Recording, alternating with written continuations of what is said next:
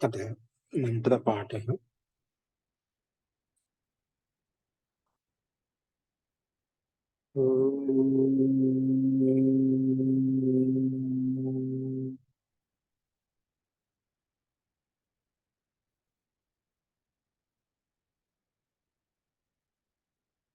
सहनाववतु सहनौ भुनक्तु सह वीर्यं करवावहै तेजस्विनावधीतमस्तु मा विद्विषावहै।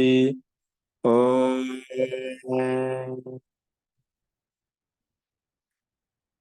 शान्ति शान्ति शान्तिः।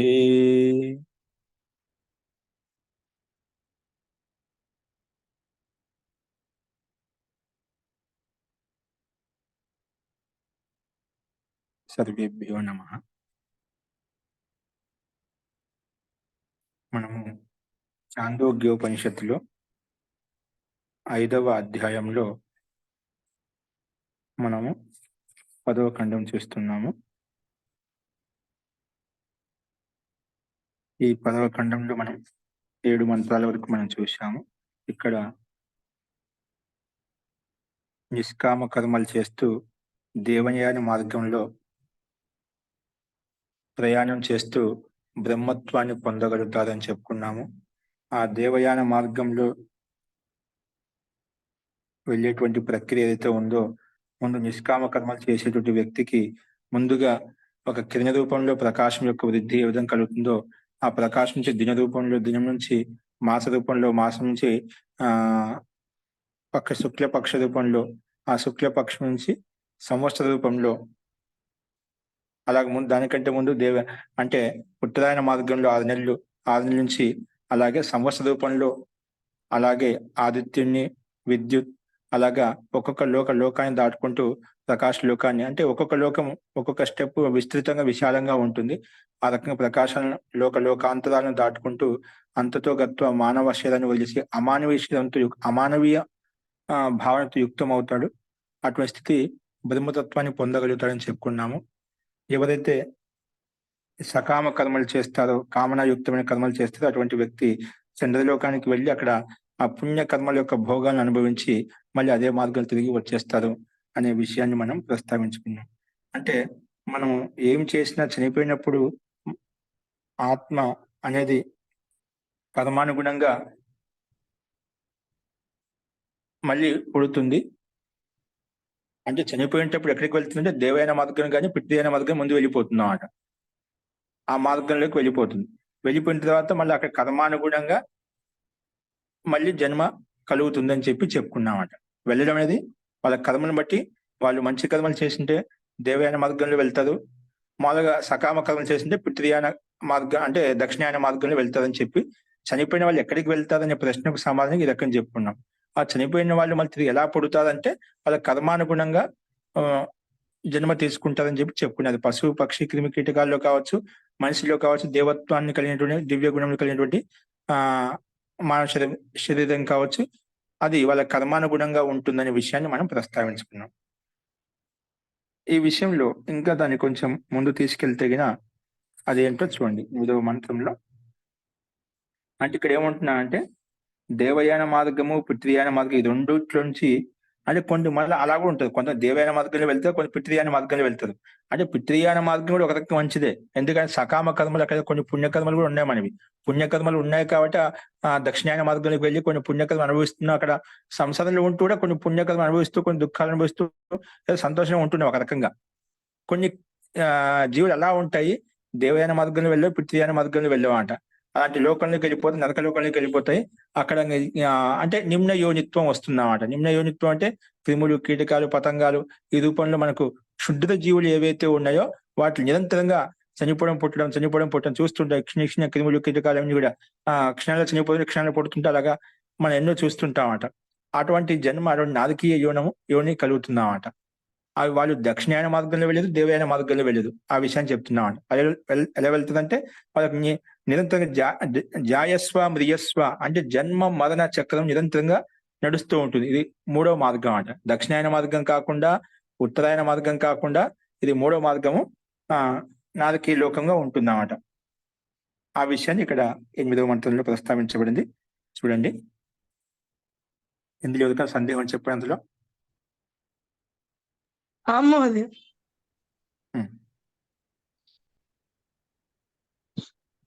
హలో, అనుకుంటారు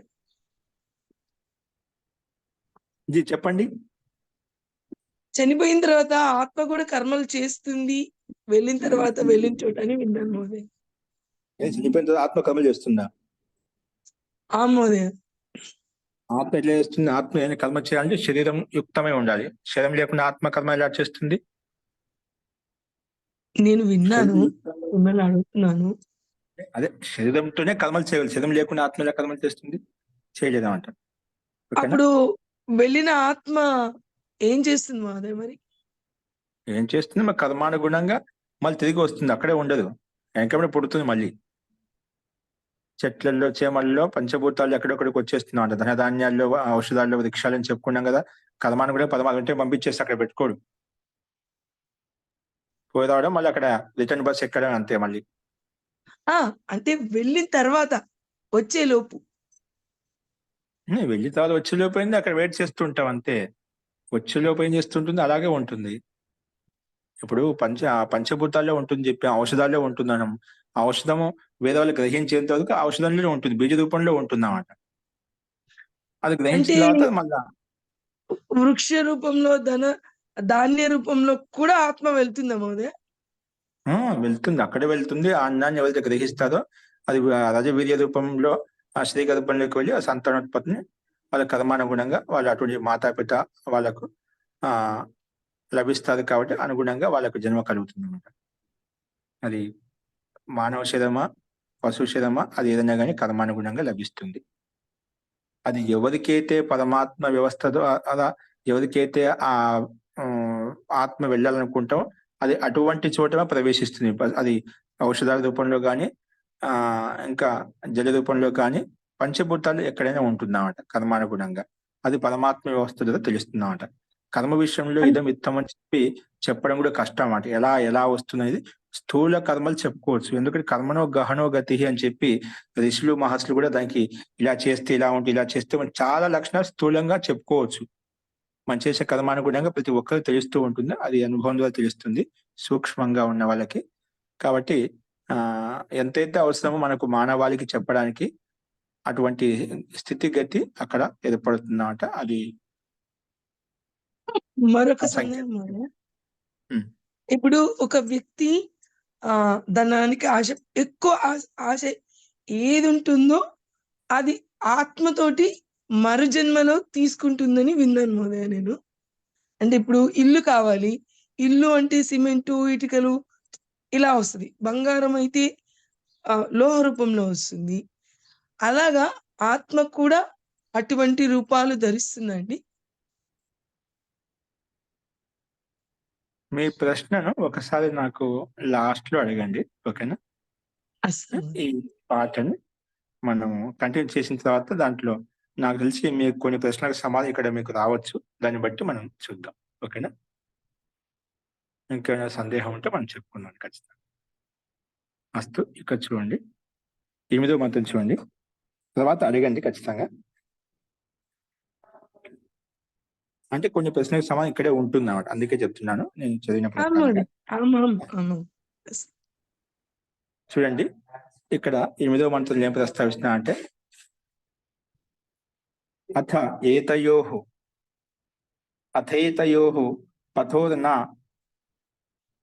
పథోర్న కతరేణ చన క్షుద్రాని అసకృత్ ఆవర్తిని భూతాని భవంతి జాయస్వ మ్రియస్వ. అంటే జాయస్వ మ్రియస్వ ఇది ఏతత్ తృతీయం స్థానం. ఇది తృతీయ స్థానం, తృతీయ మార్గం అట. చనిపోవడం పుట్టడం నిరంతరం జరుగుతున్నాం. అంటే ఇక్కడ కాలం కూడా ఎక్కువ సమయం ఇవ్వలేదు అన్నమాట. జాయస్వ మ్రియస్వ ఇది తృతీయ స్థానం, ఇది మూడో మార్గం. అంటే వీళ్ళు దక్షిణాయన మార్గంలో వెళ్ళదు, దేవాయన మార్గంలో వెళ్ళదు అనమాట. తేన అసౌ లోక న సంపూర్యతే. అందుకే తేన అసౌ లోకః న సంపూర్యతే తస్మాత్ జుగుప్సతే తద్ ఏషః శ్లోకః.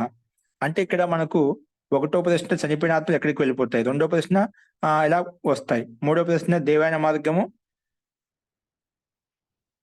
అంతకన్నా మూడో ప్రశ్న ఒకటి ఉంది, ఏముంది మూడో ప్రశ్న, మూడో ప్రశ్న దేవాయన మార్గం పితృయాన మార్గం ఎక్కడ డివైడ్ అయితే అది చెప్పుకున్నాం అంట. వాళ్ళు చేసే కర్మలను బట్టి మనకు ఇప్పుడు చెప్పుకున్నాము. వాళ్ళు నిష్కామ కర్మలు చేస్తేనా వాళ్ళు దేవాయన మార్గంలో డివైడ్ అయిపో అక్కడ వెళ్ళిపోతారు, సకామ కర్మలు చేస్తే దక్షిణ మార్గంలో వెళ్తారని చెప్పి చెప్పుకున్నాం అంట. ఆ రకం ప్రస్తావించుకున్నాం. ఇప్పుడు నాలుగో ప్రశ్న ఏం చెప్పబడిందంటే అక్కడ నాలుగో ప్రశ్న ఏం చెప్పబడిందంటే ఇప్పుడు చాలా ఆత్మలు చనిపోతున్నాయి కదా, మళ్ళీ ఆ చనిపోయిన ఆత్మని అక్కడ ఆ లోకం ఎందుకు నిండిపోవడం లేదు, రోజు వేల మంది ఆత్మలు చనిపోతున్నాయి, అంతా ఆ లోకం నిండిపోవాలి కదా. ఇప్పుడు మీరు అడిగిన ప్రశ్న మీరు అడిగినట్టుగా వాళ్ళు ఏం చేస్తుంటారండి, ఏం చేస్తుంటారు, అక్కడ అందరూ ఖాళీగా ఉన్నారు, అక్కడ ఏం చేయడం లేదు అంటే మొత్తం నిండిపోవాలి కదా. ఇప్పుడు అది జరగడం లేదు కదా, కాబట్టి ఆ లోకం నిండిపోవాలి కదా అంటే దానికి సమాధానంగా ఏం చెప్పారంటే అసౌ లోకః నా సంపూర్యతే అడిగిన దానికి సమాధానంగా నిరంతరంగా జాయస్వ మ్రియస్వ, కొన్ని ఆత్మలు పుట్టిన వెంటనే అక్కడి నుంచి మళ్ళీ బయటకు వస్తున్నాయి, మళ్ళీ చనిపోతున్నాయి, అలాగే ఆవాగమన చక్రం నిరంతరం కొనసాగుతుందన్నమాట, ఇవ్వటం లేదు. చనిపోయిన ఆత్మలు అక్కడ మళ్ళీ ఎక్కడ పంపించేస్తున్నామాట, మరి ఇక్కడ వెళ్ళిపోయిన అక్కడికి వెళ్ళిపోతున్నాయి, అక్కడ కర్మానుగుణంగా వ్యవస్థ ప్రకారం వస్తున్నాయి వెళ్ళిపోతున్నాయన్నమాట, అది చక్రంలో తిరుగుతూ ఉన్నాయన్నమాట. అందుకే లోకం నిండడం లేదన్నమాట. అక్కడ ఇప్పుడు పోయిన ఆత్మను మళ్ళీ జన్మ తీసుకోకుంటే నువ్వు అక్కడే ఉండిపోతాయి అన్నమాట. చనిపోయిన ఆత్మ ప్రతి ఆత్మగా చనిపోయిన వాళ్ళు పుట్టక మానదని చెప్పి శ్లోకంలో తెలుగు సామెత చెప్పుకుంటాము. అలాగా అక్కడ ఉండనీకి లేదన్నమాట. మనం 14 రోజులు అంటాం కదా, 14 రోజులు వెనకబడే ప్రకారంగా పరమాత్మ యొక్క వ్యవస్థ ప్రకారంగా పంచభూతాల్లోకి వచ్చేసి అంటే ఒక సమయం తీసుకుంటున్నాడు. అది చెట్లలో చేమల్లో ఉన్న కూడా పంచభూతాల్లో వెళ్ళినా కూడా దాని ధాన్యాలకు వెళ్ళాలంటే ఒక సమయం ఉంటుంది కదా దానికైనా, ప్రతి పదార్థానికి ఆ సమయావధి లోపల పరమాత్మ పంపించేస్తామట. అది ఎవరి గర్భంలోకి పంపించాలో ఆ ధనధాన్యం ఎవరు తీసుకోవాలనో ఆ ధనధాన్యం ఆహార రూపంలో తీసుకున్నప్పుడు అజవీర్యంలో ఉత్పన్నమైపోయి ఆ రకంగా ఆ సంతానోత్పత్తికి ప్రక్రియ జరుగుతుందన్నమాట. ఇది ప్రక్రియ విధి విధానం అన్నమాట.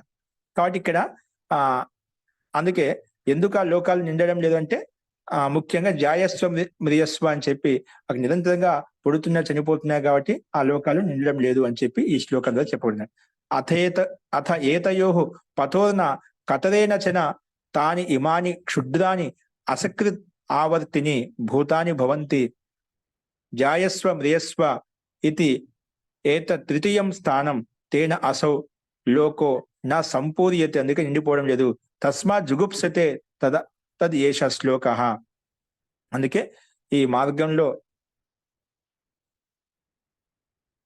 అంటే మనం ముందు చెప్పిన దక్షిణ మార్గం అత ఏతయోః పథోర్ కతరేణ చన తాని ఇమాని అంటే ఎందుకు వెళ్ళడం లేదంటే ఇక్కడ దక్షిణ మార్గంలో ఉత్తరాయణ మార్గం, ఏతయోః అంటే దక్షిణ మార్గము ఉత్తరాయణ మార్గం, పథో అంటే మార్గం, ఈ రెండు మార్గంలో వెళ్ళదంట.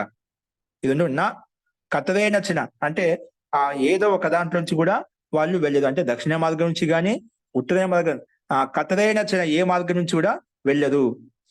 కానీ తాని ఇమాని క్షుద్రాని అసకృత్ ఆవర్తిని, కానీ ఇక్కడ అసకృత్ ఆవర్తిని అంటే మాటికి మన జన్మ తీసుకోవడము రావడం జన్మ తీసుకోవడం ఇలాగ భూతాన్ని భవంతి అంటే జన్మ అసకృతం అంటే మాటికి పుడుతుందో చనిపోతుంటుంది అన్నమాట. ఎలాగంటే జాయస్వ మ్రియస్వ అని చెప్పి చెప్పుకున్నామట. ఇది ఈ రూపంలో ఏదైతే ప్రక్రియ జరుగుతుందో తృతీయం స్థానం, ఇది తృతీయ మార్గము. ఇలా ఉత్పన్నం కావడం చనిపోవడం అనేది ఒక తృతీయ స్థానం అంట, ఒక తృతీయ మార్గము.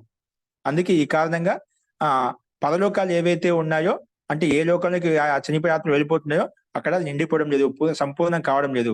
అందువల్లనే ఇక్కడ ఈ సంసారం యొక్క అనేది ఏదైతే ఉందో మనకు సంసారం పట్ల మనకు ఒక ఘృణాభావన కలగాలన్నమాట. తస్మాత్ జుగుప్సతి, అందుకే సంసారం అనేది ఎప్పుడు చనిపోవడం పుట్టడం ఏదో ఒకటి గతిశీలంగా ఏదో ఒకటి జరుగుతూనే ఉంటుందన్నమాట. కానీ ఇది నశ్వరమైంది నిత్యమైంది కాదు అని మనలో ఒక వైరాగ్యం ఉత్పన్నమవుతుంది చాలా మందికి.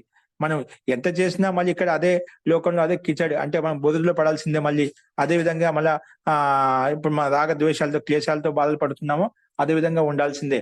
కాబట్టి ఆ రకంగా స్థితిగతిని చూసిన తర్వాత వ్యక్తికి తస్మాత్ జుగుప్స కలుపుతున్నాడు, సంసారం పట్ల ఘృణ కలుపుతున్నామట. అందుకే ఈ విషయంలో తది ఏష శ్లోక ఇలాంటి వైరాగ్యం అనేది ఉత్పన్నం అవుతుందన్నమాట. ఇప్పుడు ఏం చేసినా మళ్ళీ అక్కడికి రావాలన్నప్పుడు ఎంత కష్టపడినా మళ్ళీ అక్కడికి రావాలన్నప్పుడు ఏమవుతుంది, అంటే ఈ లోకంలో ఈ జన్మ చూసి నాకు మళ్ళీ జన్మ వద్దంటూ అని అంటుంటామట. నాకు మళ్ళీ ఈ పుట్టాలని లేదు, నాకు మళ్ళీ ఈ సంసారం రావాలని లేదని చెప్పి రకరకాలుగా చెప్తుంటా కష్టాల్లో, బాధల్లో ఉన్నప్పుడు. ఆ స్థితి మనకు కనిపిస్తుందండి. పుడుతూ చనిపోయిన వాళ్ళని చూస్తున్నట్లయితే మనకు మన శరీరం పట్ల విరక్తి కలుగుతుంది. ఈ సంసారం పట్ల వైరాగ్యం కలుగుతుందన్నమాట. ఆ విషయాన్ని ఇక్కడ సంకేత రూపంలో మనకు, అందుకే 4వ ప్రశ్నకు సమాధానం ఇక్కడ ఈ రకంగా ప్రస్తావించబడిందన్నమాట. అంటే జుగుప్స అన్న పదం దానికే వాడబడిందా మహోదయ? ఈ సందర్భంలో జుగుప్స అనే పదము దానికి అంటే ఇక్కడ ఈ రకంగా ఉంది కాబట్టి మనము ఈ సంసారం నుంచి రక్షింపబడటానికి ప్రయత్నించాలి. సంసారంలో రాకుండా ఏ కర్మలు చేస్తే సంసారం తొలగించుకోగలుగుతామో, సంసార బంధాన్ని దూరం చేసుకోగలుగుతామో అటువంటి కర్మ చేయాలి అని చెప్పి వీటి పట్ల ఒక భావన ఉత్పన్నం అవుతుంది. ఇప్పుడు అలాగే మనం సహజంగా కూడా చెప్తాం, చాలా మందికి అలాంటి జుగుప్స కలుగుతుందా లేదా? సహజంగా కలుగుతుంది. ఎందుకు పుట్టానో నాకు తెలియదు, ఎందుకు వచ్చానో, మళ్ళీ ఈ జన్మ వద్దని చెప్పి మనం చాలాసార్లు అంటుంటాం, సహజంగా అంటుంటాం. ఈ సంసారాన్ని చూసిన తర్వాత ఎప్పుడు జీవితాంతం పుట్టినప్పటి నుంచి చనిపోయేంత ఏదో కష్టం ఉండినే ఉంటుంది. ఎవరు అలాగా పుట్టుదాపి కోపి సుఖీ నాస్తి అన్నట్టుగా మహర్షి కపిల్ మహర్షి సాంకేతికం చెప్పిన ప్రకారంగా అక్కడ ఎవరు చూసుకున్న లక్షల్లో ఉన్నవాడిని లక్షల్లో, కోట్లలో ఉన్న కోట్లలో, ఎవరు ఏ స్థాయిలో ఉన్నా కూడా వాళ్ళ స్థాయిని బట్టి అనేది కష్టాలే ఉన్నాయన్నమాట. అంటే జన్మ అంటే దుఃఖము, జన్మ ఉన్నంత వరకు దుఃఖం ఉండనే ఉంటుంది, దాంట్లో సందేహం లేదన్నమాట. జన్మ అంటేనే దుఃఖం. ఏదో మనకి దుఃఖాలు ఉన్నాయి కాబట్టి జన్మ తీసుకున్నాం. అన్ని మంచి పనులు చేసింది మన దేవత్వంలో పుట్టేవాడిని, భిన్న లోకంలో పుట్టేవాడిని, దేవతగా పుట్టేవాడిని. కానీ దేవతలకైనా కూడా అక్కడ దుఃఖాలే ఉన్నాయి. అభిమానంతో ఉన్నవా అక్కడ అభిమానం ఉంటుంది, విద్య ఉంటుంది, ఐశ్వర్యం ఉంటుంది, ఉంటాయి కాబట్టి అక్కడ దుఃఖాలు ఉన్నాయి. మనం ఆ దేవతల విషయంలో ఎంతమందిని మనం చూడటం లేదు. వాళ్ళ ఇతిహాసం చూసుకుంటే మనకన్నా ఎక్కువ. కానీ శరీరం ధరించాము అంటే గిన మనకు దుఃఖం ప్రారంభమవుతుంది. అది గర్భావస్థలోకి వచ్చిన వెంటనే అక్కడే మనకు దుఃఖం స్టార్ట్ అయింది. అక్కడ గర్భంలో వచ్చినామో గతిశీలంగా తిరుగుతూనే ఉంటాం. అది ఒక స్వాభావిక ప్రక్రియ అన్నమాట. అందుకే పిండంలోకి రాగానే కూడా ఆ పిండం నిరంతరంగా తల్లి గర్భం తిరుగుతూనే ఉంటుంది అన్నమాట. అక్కడి నుంచి కర్మ స్టార్ట్ అయింది అన్నమాట. జన్మ గర్భంలోకి ప్రవేశించి పెట్టిన ఆత్మ అక్కడే నీ గతివిధి స్టార్ట్ అయిపోయిందంట. చనిపోయేంత వరకు అదే స్థితి కంటిన్యూ కొనసాగుతూనే ఉంటుంది. కాబట్టి మనం అలా కంటిన్యూ కొనసాగుతున్నామంటే అక్కడ ఒడిదుడుకులు ఖచ్చితంగా ఎదురవుతాయి. మనకు ఏదో ఒకటి మనకు కష్ట సుఖాలు మనం చూస్తుంటాం, అనుభవిస్తుంటాం, అలా ముందుకెళ్తూ ఉంటాం. కాబట్టి మనకు అది బుద్ధిపూర్వకంగా, వివేకపూర్వకంగా సమస్యకు సమాధానం చేసుకుంటా ముందుకు వెళ్ళడం తప్పితే మనకు ఇంటర్తో నాకు అన్ని ఇంకా ఎటువంటి కష్టాలు ఉండవు, నాకు ఎటువంటి ఇది అయిపోతుందని చెప్పనీకి లేదన్నమాట. అలా ఒక్కది కూడా మనం చూపించలేదు. నాకు ఎటువంటి కష్టాలు లేవని చెప్పి ఈ సంస్థలు ఎవరు చెప్పనీకి లేదన్నమాట. అట్లా ఒకటి పోయేసరికి ఒకటి వస్తూనే ఉంటుంది. అందుకే గౌతమ మహర్షి ఏమంటారంటే కామం కామయ మానస్య యథా కామః సమృద్ధ్యతే అథైనం అపరః కామః క్షిప్రమేవ ప్రభాదతే. ఒక కామన పూర్తి చేసేసరికి ఇంకో కామన పుట్టుకొస్తుంది, ఒక కామన పూర్తి చేసేసరికి ఇంకో కామన పుట్టుకొస్తుంది. అని ప్రతి ఒక్కరు చూస్తుంటాం. నాకు ఈ ఒక పని అయిపోతే, ఈ జబ్బు తగ్గిపోతే, ఏంటి ఈ సమస్య తగ్గిపోతే నాకు ఇంకే ఇబ్బంది ఉందా అనుకుంటామట. అలా ఆ సమస్య తగ్గిపోయిన తర్వాత ఇంకొక సమస్య రాదు, నాకు నేను ప్రశాంతంగా ఉన్నా, నాకు ఎటువంటి ఇబ్బంది లేదు, అలా ఎవరైనా ఉన్నారా? అలా ఎవరు నూకలేదు. అంటే మొత్తం త్యాగం చేసిన వాళ్ళకు కూడా కష్టమే. ఇప్పుడు అన్ని త్యాగం చేసి అన్ని వదిలిపెట్టే ఇంట్లో సంసారం లేదంటే ఏం లేదు, సన్యాసిగా జీవిస్తున్నాడు. ఆ సన్యాసిని అడగండి, తెలుస్తుంది ఎంత కష్టంగా ఉంటుందో. అన్ని కష్టంగానే ఉంటాయి. చూడు నాకు అన్ని త్యాగం చేశా అంటా గానీ ఎవరైతే పూర్తిగా పరమాత్మకు అంకితమై, పరమాత్మలో ఓతపూర్వమై, పరమాత్మ కొరికే జీవిస్తున్న, పరమాత్మ కొరికే త్యాగపూర్వకంగా అక్కడ అన్ని కర్మలు చేస్తున్నారో, త్యాగపూర్వకంగా ఉంటూ అటువంటి వ్యక్తికి విరక్తి భావన కలిగింది కానీ సంసారం పట్ల ఎటువంటి కామన లేదు కాబట్టి అటువంటి వ్యక్తి కొంచెం సుఖంగా ఉండగలుగుతాడు. అటువంటి వ్యక్తికైనా కూడా శరీరం ఉన్నంత వరకు శారీర ధర్మం కాబట్టి అక్కడ కొన్ని రోగాలు, క్లేశాలు ఏదో ఇబ్బంది పెడుతూనే ఉంటాయి. కాబట్టి మానసిక స్థిరంగా కొంచెం వైరాగ్యం ఉత్పన్నమైంది కాబట్టి దాన్ని నియంత్రించుకోగలుగుతాడు, దాన్ని సమభావంలో ఉంచుకోగలుగుతాడు. కానీ ఆ బాధ ఏదైతే ప్రభావం చూపుతుందో ఆ బాధ అతను కూడా కలుగుతూనే ఉంటుంది శరీరం ఉన్నంత వరకు. అది తప్పదనమాట. కాబట్టి వివేకపూర్వకంగా ఇది శరీరం యొక్క ధర్మం, సృష్టి యొక్క ధర్మం అని చెప్పి దాన్ని యథార్థంగా అర్థం చేసి సమస్థితిలో ఉండటానికి ప్రయత్నం చేస్తాడన్నమాట. కాబట్టి అందుకే ఈ జుగుప్స అనేది ఈ సంసారం చూసిన తర్వాత మనకు విరక్తి భావంతో మనం అలా విచారించి మనం ఈ లోకం నుంచి మళ్ళీ జన్మ మన చక్రం రాకుండా ఉండటం కొరకు అలాంటి నిష్కామ కర్మలు చేస్తూ, దాన పుణ్య కర్మలు చేస్తూ, దాన పుణ్య కర్మలు చేయాలి. కానీ వాటి ఫలంని ఆశించకుండా మనము ఎందుకంటే పుణ్యఫలం వద్దు, పాప ఫలం వద్దు. ఏ ఫలం లేకుండా మనం కర్మలు చేసినట్లయితే ఆ నిష్కామ కర్మల వల్ల మనం దేవయాన మార్గాన్ని వెళ్తాం. అంటే అక్కడ ప్రకాశమైన స్థితి మనకు కలుగుతుంది. ఉన్నతమైన స్థితి ఒక లోకాంతరానికి వెళ్ళిపోయి మనం బ్రహ్మత్వాన్ని పొందగలుగుతాం, అమానవత్వాన్ని పొందగలుగుతాం. మానవత్వం నుంచి అమానవత్వాన్ని పొందగలుగుతాం, అంటే దేవత్వాన్ని పొందగలుగుతాం. ఆ దేవత్వాన్ని పొందగలిగిన వ్యక్తి ఆ పరమాత్మకు దగ్గర అవుతాడు అనమాట అనే విషయాన్ని ఇక్కడ ఈ విషయంలో ఈ మంత్రం మనకు ప్రస్తావించాం. అందుకే తది ఏష శ్లోక చెప్పడం. ఇది 4వ ప్రశ్నకు తేన అసౌ లోక నా సంపూర్యతే. ఎందుకు ఈ లోకంలో చనిపోయిన అక్కడ లోకం పూరింపబడటం లేదంటే నిరంతరంగా పుడుతున్నా చనిపోతున్నా కాబట్టి ఈ లోకం పూరింపబడటం లేదు. అక్కడ ఏ ఆత్మ ఉండడం లేదు. చనిపోయినా మనం తిరిగి వచ్చేస్తుంది. చాలా మంది అన్నారు అందరూ మోక్షానికి వెళ్ళిపోతే అక్కడ ఇంకా ఇక్కడ ఎవరు ఉంటుందండి అని. అక్కడ మోక్షానికి ఒక అవధి ఉంది అన్నమాట. కాబట్టి దీర్ఘకాల అవధి అన్నమాట. దీర్ఘకాల అవధి అక్కడ ఎవరు ఉండదు అన్నమాట. తిరిగి వస్తూ ఉంటుంది అన్నమాట. తిరిగి వస్తున్నది చాలా దీర్ఘకాలం. ఇటువంటి సృష్టి కాలాలు అటువంటి 32,000 కోట్ల సంవత్సరాలు అంటే మహాన్ దీర్ఘకాలం ఉంటుందా అన్నమాట. ఇలాగ సృష్టి కాలం అంటే ఏంటి? 432 కరోడ్ అంటాం అన్నమాట. 4 అరబుల 32,000 కోట్ల సంవత్సరాలని చెప్పుకుంటాడు ఒక్క సృష్టి కాలం స్థూలాత్మకంగా.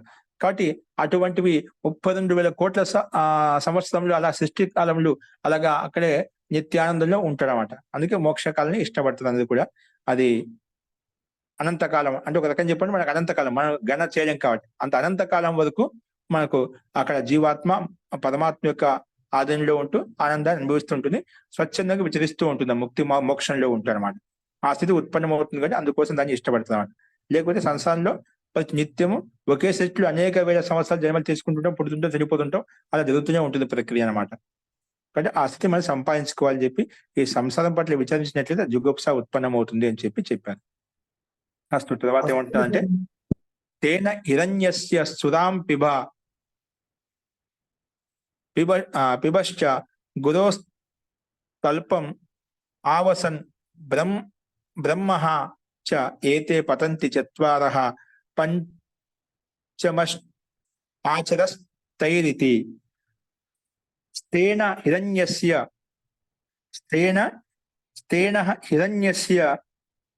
సురాం పిబన్.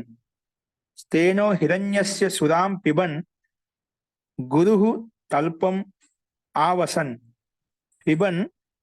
పిబంచ గురుః తల్పన్ ఆవసన్ బ్రహ్మః చ ఏతే పతంతి చత్వారః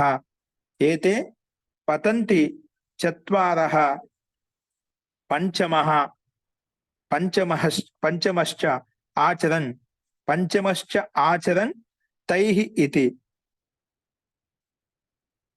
తైరితి. పంచమశ్చ ఆచరన్ తైరితి అంటే తైరితి. కాబట్టి ఇక్కడ ఒక స్థేన అంటే ఒక దొంగవాడు, హిరణ్యస్య అంటే సువర్ణాన్ని ఏ రకంగా అయితే అంటే అంటే ఒక్కొక్కరు ఒక రకమైన దొంగ వాళ్ళు ఉంటారు కదా. కొందరి డబ్బులు దొంగలించే వాళ్ళు ఉంటారు, స్వర్ణాన్ని దొంగలించే వాళ్ళు ఉంటారు. ఇంకా అలా ఒక్కొక్కరికి ఒక ప్రవృత్తి ఉంటుందన్నమాట. ఇక్కడ స్వర్ణం తీసుకుని హిరణ్యస్య స్థేన సుధాం పిబన్ అంటే సుధాపానం తాగేటువంటి వాళ్ళు ఎవరైతే ఉన్నారో వాళ్ళకి అంటే ఎవరికి వేటి పట్ల ఆసక్తి ఉంది, వేటి పట్ల కోరిక ఉందో, ఆకాంక్ష ఉందో ఆ వస్తువును అపహరిస్తూ ఉంటుంది అన్నమాట. అందుకే ఇక్కడ హిరణ్యస్య సువర్ణాన్ని అపహరించే వ్యక్తి ఎవరైతే ఉన్నారో ఆ వస్తువును అపహరిస్తుంటారు. సుధాం పిబన్ సుధాను తాగేటువంటి, ఇప్పుడు షరాబ్ అంటే తాగేటువంటి వ్యక్తి ఎవరైతే ఉన్నారో ఆ సుధాపానం దొంగలిస్తూ ఉంటారు. అలాగే అంటే ఇవన్నీ పాపంతో యుక్తమైనటువంటి చెప్తున్నామంట. అంటే దొంగతనం చేయడము అనేది పాపంతో యుక్తం చేయడం అంట. అలాగే గురు తల్పం, గురు యొక్క స్త్రీని, అలాగే ఆవసన్ అంటే గురు యొక్క స్త్రీని అనాదరించే వాళ్ళు, నిందించేటువంటి వాళ్ళు గురు నిందకుడు అనమాట. బ్రహ్మ అలాగే బ్రహ్మను చంపేటువంటి వాళ్ళు, బ్రహ్మ అంటే బ్రహ్మఘాతి, బ్రహ్మను అంటే బ్రాహ్మణులు చంపేటువంటి వాళ్ళు ఎవరైతే ఉన్నారో అలాంటి వేద నిందకులు ఎవరైతే ఉన్నారో ఏతే పతంతి వాళ్ళు అధోగతిని పొందుతారన్నమాట. ఏతే పతంతి అంటే అటువంటి వాళ్ళు, అటువంటి పాపకములు చేసేవాళ్ళు, ఇది అన్యాన్ని దొంగలించేటువంటి వాళ్ళు, సుధాపానం తాగేటువంటి వాళ్ళు, గురువు తల్పం అంటే స్త్రీ అనమాట. గురు తల్పం నిందించేటువంటి వాళ్ళు ఎవరైతే ఉన్నారో అటువంటి వ్యక్తులు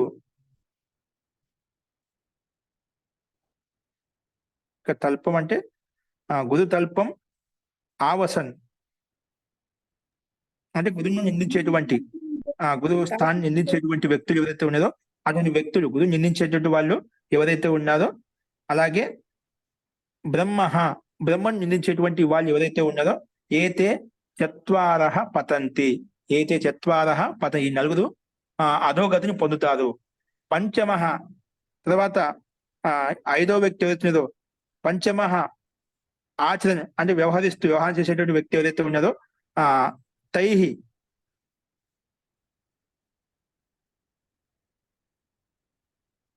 పంచమః ఆచరణ తైహి ఇతి.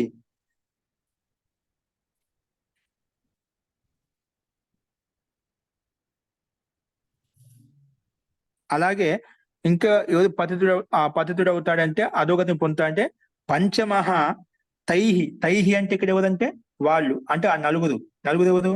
హిరణ్యం దొంగిలించేటువంటి వాళ్ళు, సుధాపానం తాగేటువంటి వాళ్ళు, గురు నిందకులు, అలాగే బ్రహ్మను చంపేటువంటి అంటే బ్రాహ్మణుని చంపేటువంటి వ్యక్తులు ఏదైతే ఉన్నదో, ఆవును చంపేటువంటి వ్యక్తులు ఏదైతే ఉన్నదో అంటుంటాం కదా, అంత పాపం వాళ్ళు చేస్తే ఎటువంటి పాపం కలుగుతుందో అటువంటి వ్యక్తికి అధోగతిని పొందుతుందని చెప్పుకున్నాం.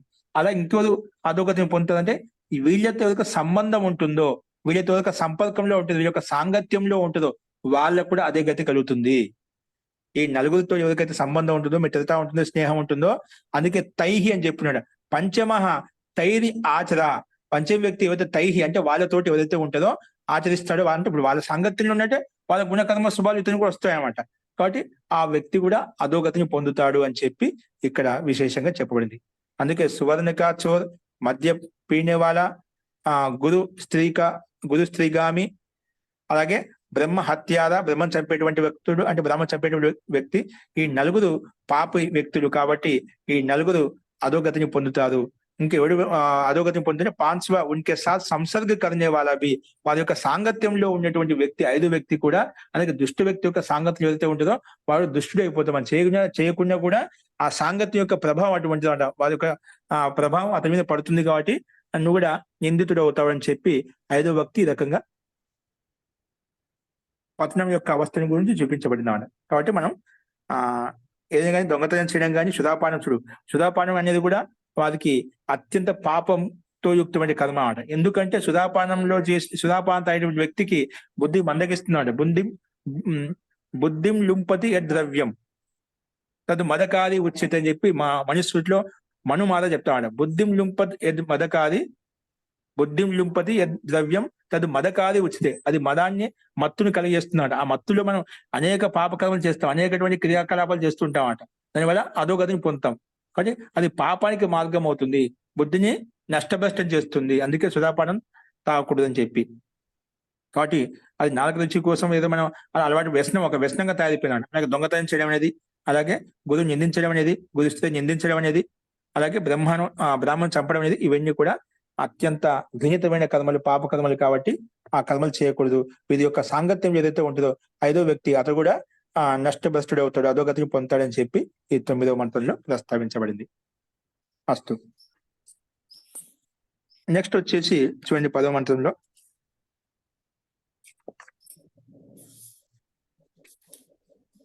అతః య ఏతాన్ ఏవం పంచాగ్నిన్ వేద న సహ తైర్ ఆప్యాయచరన్ పాప్మనా లిప్యతే శుద్ధః పూతః పుణ్యలోకో భవతి య ఏవం వేద అని చెప్పి ఇక్కడ ఈ ఖండానికి సమాప్తి ద్యోతకంగా ప్రస్తావించబడి. అంటే ఎవరైతే ఈ పంచాగ్ని యొక్క ప్రక్రియ విధానం ముందు చెప్పుకున్నారా? పంచాగ్ని యొక్క 1వ అగ్ని ఏంటి? దీవులోకం. 2వ అగ్ని ఏంటి? మేఘాగ్ని. 3వ లోకం ఏం చెప్పుకున్నాము? పృథ్వీ అగ్ని. 4వ లోకం చెప్పుకున్నాము. 4వ అగ్ని ఏంటి? పురుషాగ్ని. 5వ అగ్ని ఏంటి? స్త్రీ అగ్ని. మనం ఈ 5 అంటే పంచాగ్ని యొక్క స్థితిని తెలుసుకొని ఎవరైతే ఈ రకంగా ఆచరిస్తారో వాళ్ళు దేవైన మార్గంలో బ్రహ్మత్వాన్ని పొందగలుగుతారు. లేదంటే సకామ కర్మలు చేస్తారు, అదే ఉత్తమ కర్మ. కనీసం అంటే కొంచెం పుణ్యకర్మలు చేస్తున్న తర్వాత వాళ్ళకి ఒక అవకాశం ఉంటుందన్నమాట. అయినా అది కూడా కామనతో యుక్తమైనది కాబట్టి అది మనకు చాలా సావధానంగా ఉండాలి. కానీ వాళ్ళు దక్షిణ మార్గంలో వెళ్తారు. దక్షిణ మార్గంలో దేవాలయ మార్గంలో వెళ్లకుండా ఉండేవాళ్ళు క్రిమి కీటక రూపంలో నిమ్న యోనిలో జన్మ తీసుకొని నిరంతరంగా పుడుతుంటారు, చనిపోతుంటారు అని చెప్పి మనం చెప్పుకున్నాము. అలాగే ఇంకా 5 మందికి అధోగతి కలుగుతుంది. 5 వ్యక్తి ఎవరంటే మనం స్వర్ణ అపహారకర్త, సురాపానం చేసేటువంటి వాడు, గురు నిందకుడు, బ్రహ్మఘాతి, ఈ నలుగురితో సాంగత్యం ఉన్న వారికి అధోగతి కలుగుతుంది చెప్పుకున్నామట. ఇలా ఇన్ని ప్రకారం తెలుసుకున్న తర్వాత ఇలాక అంటే ఎలా ఉండాలి, ఏ విధంగా ఇటువంటి ఈ తత్వాన్ని ఎవరైతే ఈ రకంగా పంచాగ్ని యొక్క తత్వాన్ని తెలుసుకుంటారో, అంటే ఈ పంచాగ్ని యొక్క తత్వాన్ని తెలుసుకునే వ్యక్తికి మిగతా విషయాలు ఎలా ఉండాలి, ఏ విధంగా ఉండాలి, ఏ ధర్మం, ఏది అధర్మం, ఏది న్యాయం, ఏది అన్యాయం, అటువంటి విషయాల పట్ల ఒక నిశ్చితమైనటువంటి స్థిరమైనటువంటి యథార్థ బుద్ధి ఉత్పన్నమవుతుందండి అతనిలో. ఇప్పుడు సకామ కర్మలు చేసినప్పుడైనా కూడా కొంతమందికి యథార్థ స్థితి అతనికి అర్థమవుతున్నాం. సూక్ష్మ కర్మలు ఇలాక పంచాగ్ని విషయాన్ని తెలుసుకుంటూ మనం ఉపాసన చేసినట్లయితే మనకు కర్తవ్య కర్మల పట్ల ఒక అవగాహన వచ్చేస్తుంది. అది మనకు ఆ కర్మలు ప్రారంభించినంత వరకు మనం అలాగే ఉన్నామనుకోండి, భాగ్యం లేవుంటే అది వస్తుందండి, నా నా ఏం లేని చెప్పని నిట్టలు లేని అక్కడ వచ్చినాం అనుకోండి, ఏది రాదు భాగ్యం. మన ప్రయత్నం చేస్తూ ఉంటే అప్పుడు మనకు చేయాల్సిన కర్మల పట్ల మార్గం ప్రశస్తమవుతుంది, మార్గం కనిపిస్తుందన్నమాట. అంటే ఒక ప్రత్యేక మానవుడికి ఏ రకమైన విధి కర్మలు, నిత్య కర్మలు చెప్పేమో ఆ నిత్య కర్మ నిరంతరంగా చేస్తూ ఉండాలి. అలా చేసినట్లయితే వ్యక్తికి ఉదయం చేసిన కర్మల్ని నీకు సాయంత్రం ఉదయం చేసిన కర్మలుండో ఆ దినం అంతా పనిచేస్తే రాత్రి చేసిన కర్మలంతా కూడా, ఆ సాయంత్రం చేసిన కర్మలంతా కూడా ఆ రాత్రి అంతా నీకు పనిచేస్తాయి. ఎటువంటి పాప కర్మలు చేయకుండా ఎలా ఉండాలి, ఏ విధంగా ఉండాలి, జీవనం యొక్క పద్ధతి, జీవనం యొక్క శైలి ఏంటి అనేది నీకు ఒక మార్గాన్ని నిరంతరంగా నీ బుద్ధిని నీ ఆధీనంలో ఉంచుతుంది. బుద్ధిని సక్రమంగా పనిచేసుకునే విధానం నీకు నేర్పిస్తుంది అన్నమాట. లేకపోతే బుద్ధి భ్రష్టం కావడం వల్లనే, బుద్ధి నష్టం కావడం వల్లనే, బుద్ధిలో వికృతి ఉత్పన్నం కావడం వల్లనే అనేక తప్పులు, అనేకమైనటువంటి రోగాలు ఉత్పన్నమవుతున్నాయి, అనేకమైనటువంటి క్లేశాలు ఉత్పన్నమవుతున్నాయి, అనేక రకాలుగా మనం దుఃఖపడుతున్నాం, బాధపడుతున్నాం, రకరకాలుగా మనము అస్తవ్యస్తమైన జీవితాన్ని గడుపుతున్నామట. అది ఎందుకు? మన మనసు మన ఆదాయం లేదు కాబట్టి. ఎందుకంటే మనః ఏవ మనుష్యానం కారణం బంధ మోక్షం. బంధంలో బంధించాలన్నా, ఎన్నో ఉన్నతమైన మార్గాలు తీసుకెళ్ళినా ఈ మనసే అన్నిటికీ కారణము. ఈ మన మనస్సు మన ఆధీనంలో ఉండాలంటే, యథార్థం తెలుసుకొని పనిచేయాలంటే ఇటు నిత్య కర్మలు ఏవైతే ఉన్నాయో ఆ నిత్య కర్మల ద్వారా పరమాత్మకి దగ్గరగా ఉంటూ పరమాత్మకి నిత్య సాయం సంధ్యా సమయాల్లో ఉపాసన చేసినట్లయితే ఆ వ్యక్తికి తన బుద్ధి తన ఆధీనంలో ఉండి, ఇంద్రియ నిగ్రహంగా ఉండి, యథార్థం పంచాగ్ని యొక్క స్థితిని తెలుసుకొని అతను ముందుకెళ్తూ ఉంటాడు. ఆ విషయాన్ని ఇక్కడ మనకు చూడండి, చిన్న చిన్న విషయాలు మనం ఎప్పుడు వినియోగ విషయాలే, ఆ రకంగా మనం శాస్త్రీయంగా చెప్పుకుంటాం, మంత్రాంశ రూపాన్ని తెలుసుకుంటామట. అందుకే ఎవరైతే ఈ రకం పంచాగ్ని యొక్క తత్వం తెలుసుకొని వాటితో సంసర్గంలో ఉంటూ ఎవరైతే కర్మలు చేస్తారో వాళ్ళు అలా ఆచరిస్తూ పంచాగ్ని విద్యను తెలుసుకుని వాటిని ఆచరిస్తుంటారో పాప్మన నా లిప్యతే, పాప కర్మలతో లిప్తం కాదు. నా లిప్యతే, వాళ్ళు లిప్తం కాదన్నమాట. అంటే పాపం, ఇది పాపం అని చెప్పి దాన్ని వదిలేస్తామట. ఇది పాపకర్మం, అన్యాయము, అధర్మము, ఇది అసత్యము, ఈ కర్మ చేయకూడదు. యథార్థమైన బోధన కలుగుతుంది. చాలా మందికి ఏంటి, మనం అధర్మం తెలిసినా, అసత్యం తెలిసినా, మనం లోభవశాత్ లేదంటే కామన వశ కారణంగా, లోభవశ కారణంగా, రాగ కారణంగా, వాటి పట్ల ఆసక్తి కారణంగా మనం ఆ తప్పులు చేస్తుంటామంట. తెలిసి తప్పు చేయకూడదని తెలిసినా కూడా మళ్ళీ అదే కర్మ చేస్తుంటాం. అంటే సంస్కారం వద్దు అంటే అలా కూర్చుంటాం. మన మానవుని యొక్క స్థితి ఎలా ఉందంటే విషయాల పట్ల, వ్యసనాల పట్ల, ఇప్పుడు మనకు ఒక కబూతర్కి కహాని చెప్తాం. కబూతర్ అంటే పావురం యొక్క కథ. ఒక వేటగాడు వస్తాడు, గింజలు వేస్తాడు, గింజలు చల్లుతాడు అని ఒక ఏదో కథ చెప్తామంట పావురాలు. ఆయన మీరు అక్కడ జాలి వేస్తాడు, ఆయన మీరు ఎదుక్కోవద్దు అని చెప్పి బాగా ఆ పావురాలకు బాగా పలికించి నేర్పించేస్తాడంట. అవి కూడా అన్ని పావురాలు అని పాట పాడుకుంటూ వేటగాడి వస్తాడు, దానా వేస్తాడు, తర్వాత జాల అనేది పరుస్తాడు, మనం దాంట్లో ఇరుక్కోకూడదు. అంటే ఊరికి మనం వచనబద్ధంగా ఉన్నాం. అలాగా మనకు సంసారంలో ఇవన్నీ క్లేశాలు ఉన్నాయి, మనం ఇటువంటి దూరంగా ఉండాలి, ఇవి చేస్తే తప్పు, ఇది చేస్తే తప్పు అని చెప్పుకుంటాం, కానీ మళ్ళీ అవే కర్మలు చేస్తుంటాం. అంటే మనకు శబ్ద జ్ఞానంలో ఉన్నాం కాబట్టి అర్థజ్ఞానపూర్వకంగా మనం ఏది చేయడం లేదన్నమాట. అందుకే సంసారం దుఃఖాలు అనుభవిస్తున్నాం. సంసారంలో ఉండేటువంటి దోషరూపం తెలిసినా కూడా వాటిని వదులుకోలేకపోతున్నాం. దానికి కారణం ముఖ్య కారణం సంస్కారం యొక్క ప్రాబల్యము. సంస్కారం అత్యంత ప్రబలంగా ఉందన్నమాట. వద్దు అనుకుంటే మళ్ళీ అక్కడే కూర్చుంటాం అని అలా చేస్తున్నామట. అంటే మన సంస్కారం ఉన్న ఒక మసిబట్టలాగా తెలివి, అంటే అత్యంత ప్రగాఢంగా అయిపోయిందంటే మనకి ఏం కనిపించదు, దాంట్లో ప్రవేశించాలి అంతే. అక్కడ అదే కనిపిస్తుందన్నమాట. దుఃఖం తెలిసి కూడా మళ్ళీ అక్కడికి వెళ్ళిపోతాం. ఆ సంస్కారం ప్రాబల్యాన్ని తగ్గించుకోవాలి అంటే దానికి మనం పంచాగ్ని విద్యా ప్రకారంగా ఉపాసన చేసినట్లయితే, నిరంతరంగా చేసినట్లయితే మన యొక్క స్థితి గతి కర్తవ్య కర్మల పట్ల మనకి యథార్థమైన జ్ఞానం కలుగుతుందని చెప్పి మాటి వాడికి ప్రారంభం చెప్పుకున్నాను అదే విషయం చెప్తున్నాను అనమాట. అది అనివార్యంగా చేయాలి, లేకపోతే పాపాలతో లిప్తం అయిపోతాం. ఇలాగ పంచాగ్ని విధి తెలుసుకొని చేస్తుందో పాప్మన నా లిప్యతే. ఇంకా అటువంటి వ్యక్తి శుద్ధ పూత శుద్ధుడవుతాడు, పూత అంటే పవిత్రుడవుతాడు. పుణ్యలోకోభవతి, పుణ్యలోకాన్ని పొందగలుగుతాడు అనమాట. లోకాంతాన్ని పొందగలుగుతాడు అనమాట. ఏవం వేద ఈ రకంగా తెలుసుకొని ఎవరికి ఉపాసన చేస్తారో, ఆ పరమాత్మ యొక్క ఆధీనంలో ఉండి కర్మలు చేస్తారో అటువంటి వ్యక్తికి ఏమవుతుంది, పాపాలతో లిప్తం కాకుండా శుద్ధంగా పవిత్రంగా ఉంటూ పుణ్యలోకాన్ని పొందగలుగుతారు. సత్వగుణం ప్రధానంగా ఉంటున్నాడు, రజోగుణం ఉండదు, అట్లా తమోగుణం ఉండదు అనమాట. కానీ రజోగుణం కూడా కొంత పదవాళ్ళు గతిశీలంగా ఏదో కర్మలు చేస్తున్నారు. కానీ తమోగుణం చాలా భయంకరమైనది. నిన్ను ఎక్కడ పడేస్తుంది తీసుకుపోయి చెప్పలేము అనమాట. కానీ తమోగుణ స్థితి మనం దాటుకొని వెళ్ళిపోయి, రజోగుణం అంటే నిన్ను గతిశీలంగా ఉంటే ఏదో ఒక పని కర్మ చేస్తూ ఉంటాం. సరే కదా, ఏదైనా ఆ గతి ఉన్నప్పుడు మనకు ఏదో తెలుసుకొని మనకు ఇది తప్పు అని తెలుసుకున్న తర్వాత కనీసం అంటే దాన్ని ఆ తప్పుని తెలుసుకొని మళ్ళీ ముందుకు వెళ్ళిపోతాం. కానీ తమోగుణ స్థితి అనేది అత్యంత భయంకరమైన స్థితి. దాన్ని దాటుకొని వెళ్ళిపోవాలి మనం. దాని నుంచి రజోగుణం దాటుకొని మనం ముందుకు వెళ్ళిపోయినట్టే సత్వగుణంతో ఓతప్రోతం అవుతాం.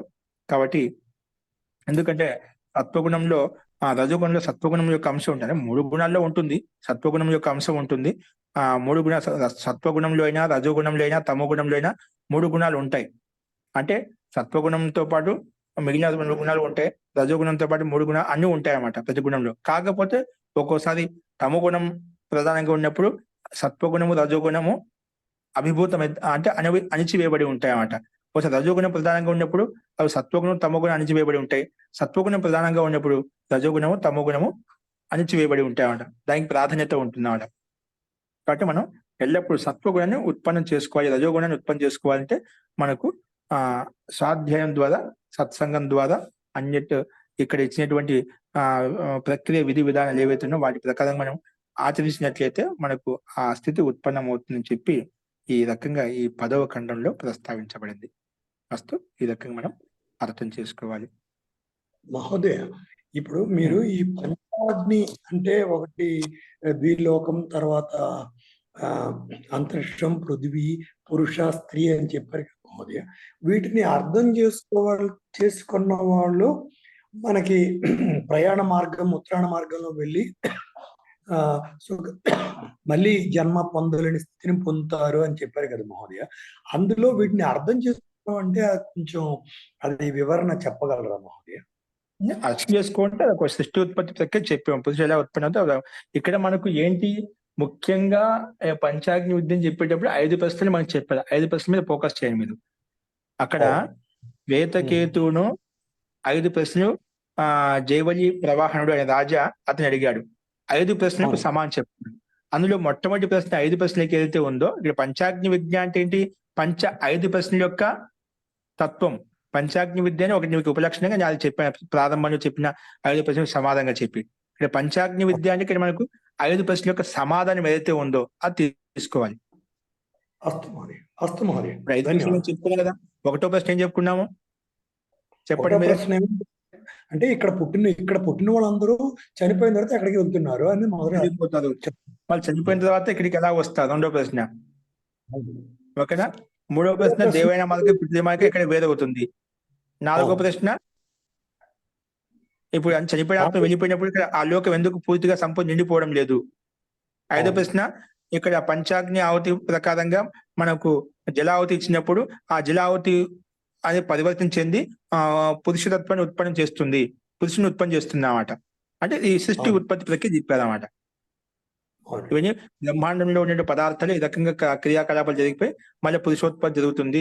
ఆ పురుషుడు ఈ రకంగా సమర్థ మాట్లాడేటువంటి అంటే కర్మ చేసేటువంటి వ్యక్తి సమస్త ఇంద్రియాలతో ఉత్తుడవుతాడు, ఆ పురుషుడు ఉత్పన్నం అవుతుంది. ఆ ప్రక్రియ చెప్పుకున్నామాట. దానికంటే ముందేంటి, మనం యథార్థమైన కర్మలు చేయాలి. కర్మాన్ని కూడా మనకు జన్మ ఉంటుంది.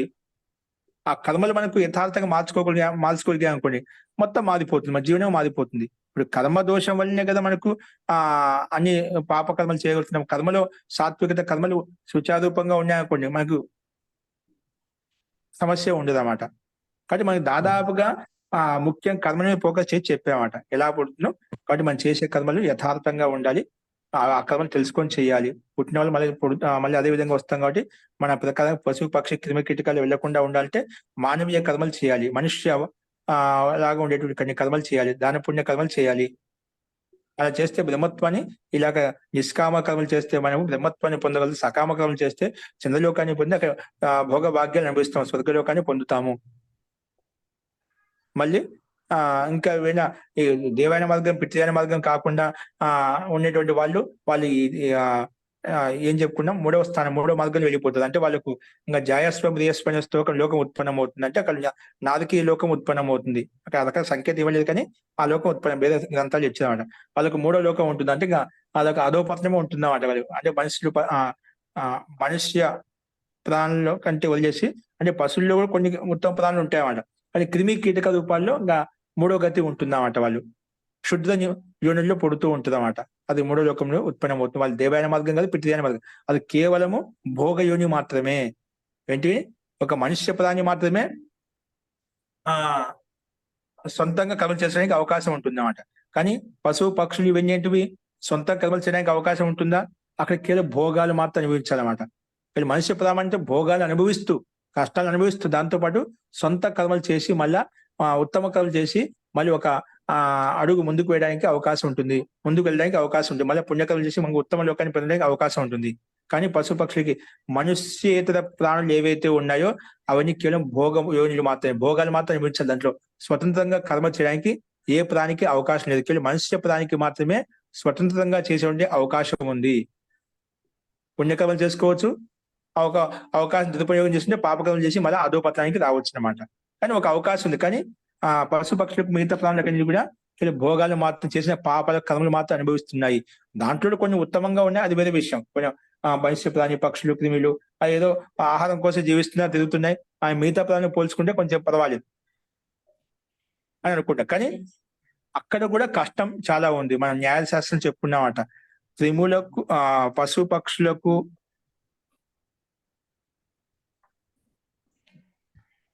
మనుషులకు, మనకు చెట్లు, చేమలు, స్థావర జంగమాలు ఏవైతే ఉన్నాయో వాటికి దుఃఖం అత్యధికంగా ఉంటుంది. ఒక చెట్లు హాయిగా కూర్చొని ఒక నిలబడి ఉన్నాయండి, దానికి ఏ కష్టం ఉంది అనుకుంటామంట. అడవులంతా ఒక చెట్లే ఉన్నాయి, ఏ కష్టం ఉంది? తర్వాత చెట్లు, స్థావర జంగమాలు ఇవన్నీ వదిలేసిన తర్వాత దానికి కొంచెం ఒక మెట్టు ముందుకు వెళ్ళిపోతేనా పశువులు, పక్షులు, క్రిమి కీటకాలు ఇవన్నీ కూడా కొంచెం గతిశీల ప్రాణులు ఇవన్నీ స్థిరంగా స్థాయిగా నిలబడిపోయాయన్నమాట. వీటికి కూడా అదే విధంగా దుఃఖం ఉంది. వీటికి కూడా వాటికంటే కొంచెం పర్వాలేదు అన్నమాట. కనీసం స్వచ్ఛంగా కొంచెం గతిశీలంగా ఉన్నాయి. వాటికంటే తక్కువ మనుష్య ప్రాణులకు. నాకే ఎందుకు కష్టం వచ్చింది, నాకే దుఃఖం వచ్చి బాధపడుతుంటాం. కానీ మనకు వాటిని పోల్చుకుంటే, పశు పక్షులను పోల్చుకుంటే, క్రిమి కీటకాలను పోల్చుకుంటే మనకు ఎంతో వచ్చే దుఃఖం సామాన్యమే. అలా క్రమంగా పోల్చి చెప్పేదన్నమాట. దేవతలు కూడా దుఃఖం ఉంది, అక్కడ దుఃఖం లేదు కాదు, దేవతలకు కూడా.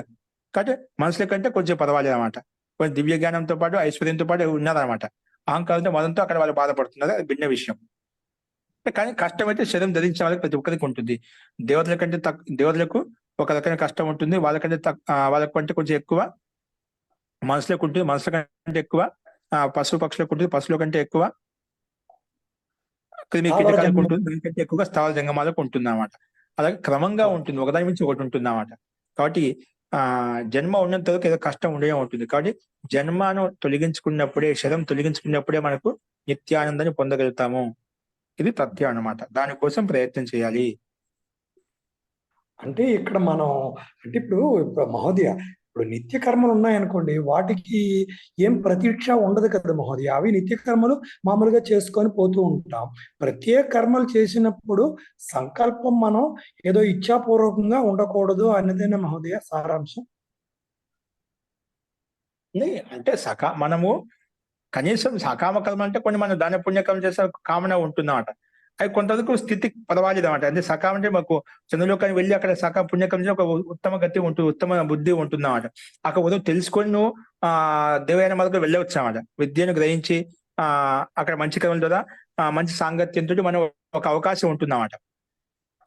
కానీ కామన చెప్పి మనకు మళ్ళీ పితృలోకమే దక్షిణ మార్గం కలుగుతుంది. ఇక్కడే స్వర్గలోకంలో ఉంటాం. అంటే స్వర్గంలో తాత్కాలిక సుఖ దుఃఖాలను అనుభవిస్తుంటాము, సుఖాలను అనుభవిస్తుంటాము. ఇవి శాశ్వతం కావు.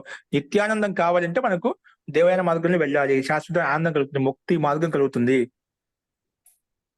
కానీ మహోదయ ఇప్పుడు ఇప్పుడు వ్యవహారిక లోకంలో ఒక కర్మ చేస్తే దానివల్ల ఇంకో పుణ్యఫలం వస్తుంది అని ఏది నిశ్చయం కాదు కదా మహోదయ. అలాంటప్పుడు వాటిని ప్రతిష్ఠించడం కూడా అవసరం లేదు కదా మహోదయ. శిక్షించడం ఆ, వాటి ప్రతిష్ఠ కూడా అవసరం లేదు కదా అంటున్నాను నేను అనేది. అంటే ఒక కర్మ చేస్తే ఈ ఫలం దొరుకుతుంది అనేది నిశ్చయం కానప్పుడు ఆ ప్రతిష్ఠ కూడా మనసులో నిశ్చయమండి, మనకు నిశ్చయం లేదు. ఈ ఆహా. కర్మ చేస్తే ఈ పాపానికి ఈ కర్మ ఉంటుంది, ఈ పానికి ఇది ఆ పరమాత్మ దృష్టిలో అది పరమాత్మ ఋషి మహర్షి తెలిసామాట ఖచ్చితంగా ఉంటుందండి. ఎవరు ఏ ఇంద్రియాలతో వాళ్ళు తప్పు చేస్తే ఆ రకమైన జన్మ కలుగుతుందంట, సందేహం లేదు. అది కర్మ ఫలము నిశ్చయము, దాని సందేహం లేదు. ఈ కర్మకి ఇలా కర్మ చేస్తే ఈ జన్మ కలుగుతుంది, ఇది చేస్తే ఇలా ఉంటుంది, ఇలా చేస్తే ఇలా ఉంటుంది, అది నిశ్చయం. మనం దాన్ని ఆ కర్మ యొక్క స్థితి గ్రహణ స్థితి మనం ఇదం చెప్పి చెప్పడం కష్టం అనమాట. అంతేగాని అక్కడ ఖచ్చితంగా ఈ కర్మ చేస్తే ఖచ్చితంగా తెలుస్తుందండి, దాంట్లో సందేహం. పరమాత్మకు అది స్పష్టం అన్నమాట, అన్ని ఆటోమేటిక్ సిస్టమ్ అని జరిగిపోతుంటాయి అన్నమాట. మనం చెప్పాల్సిన అవసరం లేదు. మనం కూడా తెలుసుకోవాలి, ప్రత్యేక ఆత్మ తెలుసుకోవాలి. కొంచెం సూక్ష్మ దృష్టితో మనం కొంచెం సాధన చేసిన ప్రతి వ్యక్తి తెలుసుకోగలుగుతారు. ఋషి మాసులు మునులు దానికి వాళ్ళకి ఒక అవగాహన వచ్చేస్తున్నాడు. మనలో ఉన్నటువంటి సంస్కారాన్ని బట్టి మనమే కొంతవరకు స్థూలంగా ప్రతి ఒక్క అంటాం, నేను ఏ కర్మ చేసినా నాకు ఎందుకు ఇలాంటి మాటికి వద్దనుకుంటే కర్మ చేస్తున్నా అని చెప్పి మన సంస్కారాన్ని మనం ఒకసారి మనం ప్రశ్నించుకుంటూ ఉంటాం. మనలో ఉండే ఆలోచనలు, మనలో ఉండేటువంటి విచారం మనం ప్రశ్నించుకోమా, ఎందుకు ఇలా చేస్తున్నా అని చెప్పి ప్రతి ఒక్కరిని చేస్తూ ఉంటాం. నేను ఎందుకు ఇలా ఉన్నాను, ఎందుకు మారడం లేదు అని ప్రతి ఒక్కరు చర్చించుకుంటూ విచారించుకుంటూ ఉంటాం అనమాట. అది తెలియకుండా ప్రతి ఒక్కరు తెలిసి యథార్థంగా ఉంటుంది, నాకు సందేహం లేదు.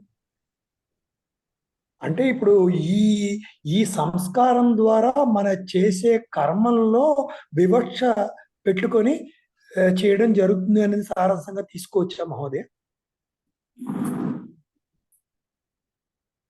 అంటే మనం చేసే ప్రతి కర్మలో ఒక వివక్ష మనకి ఆ సమయంలో ఇప్పుడు మీ దగ్గర నుంచి నేర్చుకున్న ఈ సంస్కారం ద్వారా మనకు కలుగుతుంది. దానివల్ల మనం సకామ కర్మలే చేయగలుగుతాము, నిష్కామ కర్మ కూడా ఆ విధంగా చేయొచ్చు అని తీసుకోవచ్చా మహోదయ? మళ్ళీ చెప్పండి. ఇప్పుడు మీరు ఇస్తున్న ఈ సంస్కారం, ఇప్పుడు మనం మీ దగ్గర నుంచి ఏం నేర్చుకుంటున్నామో ఈ సంస్కారములు మన బుద్ధిలో కూర్చోవడం వల్ల మనం చేసే ప్రతి కర్మలో ఒక వివక్ష మనం చూసుకొని అంటే ఆ కర్మలు చేసేటప్పుడు నిష్కామంగా ఉండాలి అన్న సారాంశం తీసుకోవచ్చా మహోదయ? అలా తీసుకోవచ్చా? ప్రతి కర్మ మొత్తానికి ఉత్తమ కర్మలు చేయాలి, ఒక సందేశం ఇచ్చామండి, ఇలా చేయాలి ఇలా చేయాలని. ఓకేనా? అది ప్రత్యేక జీవాతో స్వతంత్రమైంది అన్నమాట. సకామ కర్మలు చేస్తే దక్షిణాయన మార్గము, నిష్కామ కర్మలు దేవయాన మార్గం వస్తుంది. మరి కర్మాంగం మన శరీరం కలుగుతుంది. మంచి కర్మలకు ఇది మంచి, చెడు కర్మలకు భిన్న భిన్న జోడుల్లో వెళ్తాము. ఈ విషయం తెలుసుకున్నాం. అప్పుడు మనం ఏం చేయాలి, ఎలా చేయాలి, ఏ విధంగా చేస్తే సారాంశం ఇదే. మనకు 5 ప్రశ్నల ద్వారా మనం ఇలా ఉంటుంది, ఇది సిద్ధాంతం. ఎలా కర్మలు చేస్తే ఎటువంటి కర్మలు చేయాలని మనం ప్రత్యేక జీవాత్మ స్వతంత్రమైనది కాబట్టి మనం దాని ప్రకారం చేసుకోవాలి అంటే ఉంది. అదే సందేశం అన్నమాట. ఇలా ఇది సిద్ధాంతం చెప్పుకుంటుంది. అంటే నా ఉద్దేశం ఏంటంటే ఇప్పుడు మీరు మాకు ఈ సంస్కారాన్ని ఇస్తున్నారు, తెలియకపోతే ఒకవేళ ఈ సంస్కారం లేదనుకోండి, ఆ జీవాత్మ ఏ కర్మలైనా చేయడానికి అంటే ఆలోచించకుండా ఏ కర్మైనా తన ఇంద్రియ ప్రేరణ కొద్దీ చేయడానికి ముందుకు వెళ్తుంది కదా. ఇక్కడ మనకు ఆ వివక్ష వల్ల కొంచెం ఆలోచించే శక్తి తెలుసుకున్నాం కాబట్టి ఆలోచిస్తాం అంతే. ఇప్పుడు మనకు ఈ విషయం తెలుసుకున్నాం, ఇలా ఉంటుంది, మనం ఏది చేస్తే అదే మనకు వస్తుంది, తిరిగి మనకి వస్తుంది. ఏ విత్తనం వేస్తే మరి అదే మొక్క వస్తున్నట్టు అన్నట్టుగా మన తిరిగి వచ్చేస్తుంది అన్నట్టుగా మనం చేసే కర్మ మనకి మళ్ళీ అదే వస్తుంది. పాపం చేస్తే పాపం మళ్ళీ తిరిగి వస్తుంది. కాబట్టి మనం ఇలా చేయకూడదు, ఇలా ఉండాలని ఒక విచారణ ఇచ్చామట, ఒక ఆలోచన చేశామట. ఇప్పుడు మీరు ఆలోచిస్తాం కర్మ చేయాలంటే ఏ పాపకర్మ చేయాలన్నా ఇది మనకు వచ్చేస్తుంది అని చెప్పి మనం దాన్ని ఆలోచించి దానికి అనుగుణంగా వ్యతిరేకంగా చేస్తాం, అంటే మంచి కర్మలు చేస్తాం. చేయాలి మనం చెప్పుకున్నాం. నమస్తే మహోదయ. సగుణ స్థితి, నిర్గుణ స్థితి గురించి ఒక్కసారి నాకు కొంచెం వివరణ. ఏంటండి సగుణ స్థితి, నిర్గుణ? సగుణ స్థితి బ్రహ్మాండంలో ఉంటుంది, నిర్గుణ స్థితి పిండంలో ఉంటుంది అనే కదా అనుకుంది. అది కొంచెం క్లారిటీ. సగుణములు నిర్గుణములు అనేటివి కొన్ని చోట్ల సగుణాలు ఉంటాయి, కొంచెం నిర్గుణాలు ఉంటాయి. పరమాత్మ నిర్గుణుడు, ఆ పరమాత్మ ఏ గుణాలు ఉండవు అనమాట. పరమాత్మ సగుణుడు కూడా, అన్ని గుణాలు పరమాత్మలో ఉన్నాయి. ఎలాగంటే కర్మలతో లిప్తమై ఏవి చేస్తామో అవన్నీ సగుణాలు అన్నమాట. కర్మ నిర్లిప్తమై ఏవి చేస్తామో నిర్గుణాలు అన్నమాట. అవి ఆత్మలో ఉంటాయి, పరమాత్మలో ఉంటాయి అన్నమాట. అంటే పరమాత్మలో సంసారంలో ఉండేటువంటి గుణాలు, దుర్వ్యసనాలు అవన్నీ ఉన్నాయా? నిర్గుణుడు అంటామట. పరమాత్మ గుణాలు ఉన్నాయా? సగుణుడు అంటాం. వివక్షని బట్టి ఉంటుందన్నమాట. అదే జీవాత్మలు ఏ గుణాలు ఉన్నాయి? మంచి గుణాలు ఉంటాయి, చెడు గుణాలు ఉంటాయి అన్నమాట. ఓకేనా? అది వివక్ష. మనం వక్త ఏ రకంగా దాన్ని ఎక్స్ప్లెయిన్ చేయాలనుకుంటున్నా దాన్ని బట్టి చెప్పుకుంటాను. పరమాత్మ ఈ వ్యక్తిలో మంచి ధర్మగుణం ఉంది, దాన గుణం ఉంది, దయాగుణం ఉంది, క్షమాగుణం ఉంది, ఇట్లలో ఈ గుణాలు లేవు, నిర్గుణుడు అని చెప్తామంట. అది బ్రహ్మాండంలో మనం తెలుసుకున్నట్లయితే బ్రహ్మాండం చాలా అన్నింటిలో గుణాలు ఉన్నాయి. ప్రతిదీ కూడా ఏదో ఒక గుణంతో యుక్తమై ఉన్నామట. అది మంచి కావచ్చు, చెడు కావచ్చు, దానికి ప్రతి గుణం యొక్క ప్రభావం దానికి ఉందన్నమాట. ప్రతి గుణానికి సత్తా ఉంది. అది బ్రహ్మాండంలో పిండంలోనే ఏది తీసుకున్న పరమాత్మను తీసుకున్నా కూడా అవి వివక్షాధీనంగా ఉంటాయి. కొన్ని గుణాలు పరమాత్మలో ఉంటాయి, కొన్ని గుణాలు పరమాత్మలో ఉండవు అనమాట. అంటే నిర్గుణాలు దోషయుక్తమైనటువంటి కర్మబంధానికి లిప్తమైన గుణాలు పరమాత్మలో, అదే విధంగా జీవాత్మ మీద కూడా మనం దాన్ని అన్వయం చేసుకోవచ్చు అనమాట. అలాగే బ్రహ్మాండంలో కూడా కొన్ని త్యాజ్య పదార్థాలు ఉంటాయి, గ్రహించవలసిన పదార్థాలు ఉంటాయి. దాంట్లో కొన్ని గుణాలు అలా ఉంటాయి, అది మనకు హాని కలిగేస్తాయి. కొన్ని గుణాలు అలా ఉంటాయి, మనం గ్రహించవలసిన గుణాలతో యుక్తమైనటువంటి పదార్థాలు ఉంటాయి.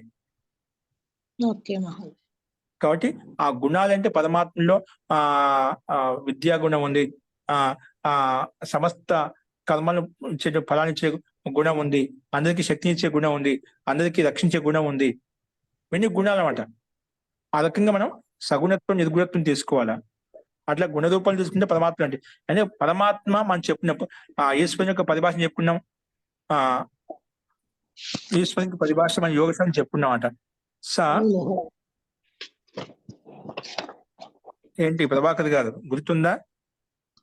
కాలేన అనవచ్చేదాత్ అంటే కర్మ బంధులకు రావడం అంటే ఎటువంటి కర్మలు రావడం అంట. నాకు పరిభాష గుర్తు రావడం లేదు. పురుష విశేష ఈశ్వర, ఆ పరమాత్మ ఎటువంటి కర్మ బంధానికి లోను కాడనమాట. అటువంటి గుణాలు చెప్తుంటే ఆ పురుష విషయ ఈశ్వరుడు. అలాగే జీవాత్మ విషయంలో మనం గుర్తిస్తాము. అలాగే బ్రహ్మాండంలో ఉండే పదార్థాలు కూడా కొన్ని గుణాలతో యుక్తమంటే, కొన్ని అగుణాలతో యుక్తమై ఉంటాయి, నిర్గుణాలతో యుక్తమై ఉంటాయి. మనకి గ్రహించాల్సినవి, కొన్ని గ్రహించకూడనటువంటివి. అవి మనం ఏది ఎలా తీసుకోవాలనేది మనకు ప్రత్యేక జీవాత్మకు తెలుసు. సహజంగా స్వాభావిక జ్ఞానం ద్వారానే మనకు అన్ని ఆత్మకు తెలుసు ఏది మంచి ఏది చెడు. దానికి ఒక స్థూల పరిభాష స్వామి దయానంద సరస్వతిగా చెప్తుంటది అన్నమాట. మనం ఏ కర్మలు చేసేటప్పుడైతే మనలో భయము, శంక, లజ్జ ఇవన్నీ కలుగుతున్నాయంటే అది అధర్మము, అన్యాయము, అసత్యం అని చెప్పి దాన్ని వదిలివేయాలి. ఏ కర్మలు చేసేటప్పుడైతే ఇందులో సంతోషం, ఉత్సాహం, ఆనందం కలుగుతున్నాయో అది సత్యమని, ధర్మం అని చెప్పి, న్యాయం అని చెప్పి, పుణ్యకర్మ అని చెప్పి ఆ కర్మ ఉత్సాహంగా చేసుకుంటూ వెళ్ళిపోవాలి. ఈ స్థూల పరిభాష అన్నమాట. సామాన్య వ్యక్తులు కూడా అర్థం చేసుకోవడానికి అనుకూలమైనది. ఇలాంటివన్నీ ప్రతి ఒక్కరికి తెలుసు అన్నమాట. అది మనకు పరమాత్మ అంతటా వ్యాపించి ఉన్నాడు కాబట్టి, కనకంలో ఉన్నాడు కాబట్టి అవి మనకు ప్రతి క్షణము ఆ పరమాత్మ సంబోధిస్తున్నాడు, సంకేతిస్తున్నాడు.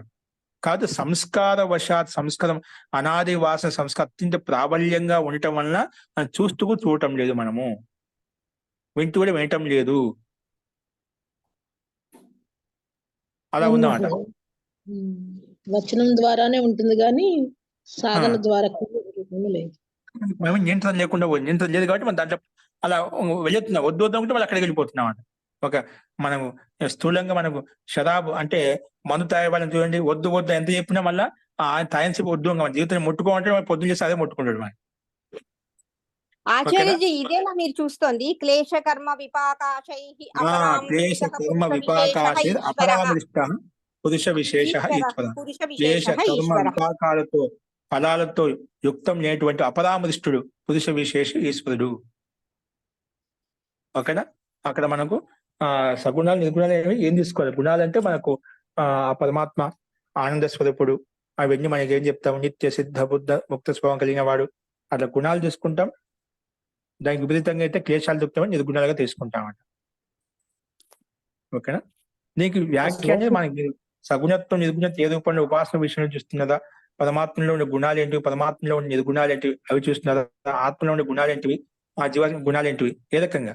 ఓకేనా? మనకు వ్యాఖ్య అనేది ప్రశ్న యొక్క తాత్పర్యం ఒకటి మీరు అడిగే ఉద్దేశం తెలిసిందనుకోండి, ఆ ప్రశ్న అక్కడ స్పష్టమైంది అనుకోండి, దాని ప్రకారం వ్యాఖ్యానం ఉంటుందన్నమాట. అదే అర్థమైందా? మహోదయ. అంటే నిర్గుణత్వానికి లయ సగుణత్వము నిర్గుణత్వానికి వ్యాఖ్య మనం ఆ వివక్షని బట్టి ఎన్ని రకాలుగా తీసుకెళ్తాం. మీరు ఏ వివక్షతో అడుగుతున్నారు? మీ అభిప్రాయం ఏంటి? ఏ సందర్భంలో దీన్ని తీసుకుని ఏ సందర్భం దీనికి అన్వయించుకోవాలనుకుంటున్నారు? ఆ సందర్భం తెలిసింది అనుకోండి, అలాగే వ్యాఖ్యానం ఉంటుంది. విస్తృతంగా చెప్పాను. పరమాత్మ సగుణాలు ఉన్నాయి, నిర్గుణాలు ఉన్నాయి. అలాగే ఆత్మ కూడా సగుణాలు నిర్గుణాలు ఉన్నాయి. ఓకేనా? అంటే అవును మహోదయ. అంటే ఇప్పుడు ప్రాణం లీనమైపోతుంది. లీనం కాదు. జీ చెప్పండి సుమంగళి గారు. ప్రాణస్వరూపము ఆ బ్రహ్మాండములో గనక లీనం అయిపోతుంది. దీంట్లో అయితే లీనం కాకుండా నిర్గుణ స్థితిలో ఉంటుంది.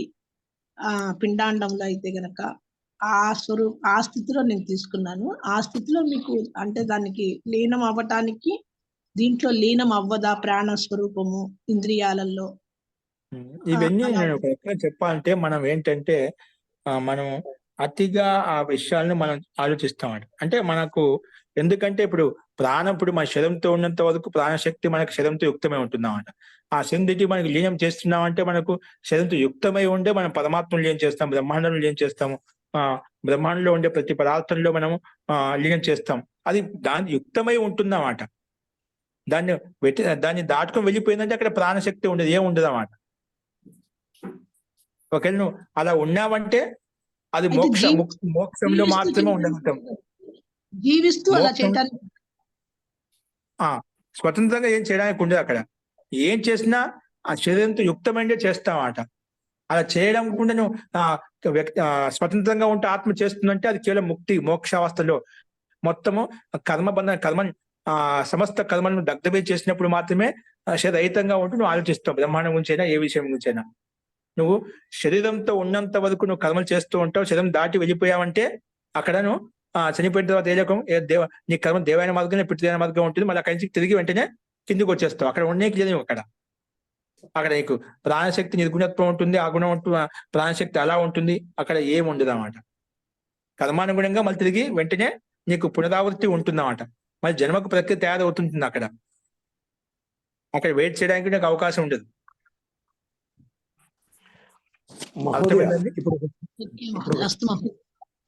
ఇప్పుడు శ్లోకం చెప్పారు కదా మహోదయ, ఆ క్లేశం అనేది అదొకసారి మళ్ళీ ఆవిడ చెప్తే బాగుంటుంది అనుకున్నాను. జీ చెప్పండి. క్లేశ కర్మ విపాకాశై అపరామృష్ట పురుష విశేష ఈశ్వర. ఈశ్వరుడు అంటే ఎవరు? నిజమైన ఈశ్వరుడు ఎలా ఉంటాడు? క్లేశాలతోటి పంచక్లేశాలు అవిద్య అస్మిత రాగ ద్వేష అభినివేశ క్లేశాలు ఏవైతే ఉన్నాయో క్లేశ కర్మ ఆయన కర్మలు ఉండవట. అంటే కర్మబంధం ఉండవు. మనం ఏదైనా కర్మలు చేస్తా కర్మలు చేయడం పరమాత్మ అంటే కర్మ చేస్తా అంటే కర్మ అంటే అందుకే నిర్గుణత్వం సగుణత్వం ఇక్కడ వస్తున్నామాట. అంటే కర్మలు సమస్త జీవులకు చేసిన కర్మకు ఫలితాన్ని ఇస్తున్నాడు. పరమాత్మ అంటే ఏ కర్మ చేయకుండా ఉండే కాదు, నిరంతరం సక్రియంగా ఉన్నాడు. అంటే కర్మ బంధనానికి లోను కాడు అని అర్థం. మనం ఏ కర్మ చేస్తే ఒక పుణ్యకర్మాసం పాప కర్మాసం ఎప్పుడు అలా పరమాత్మకి పుణ్యకర్మాసం పాప కర్మాసం ఏమి ఉండదు అన్నమాట. అదే క్లేశ కర్మ విపాకాశే.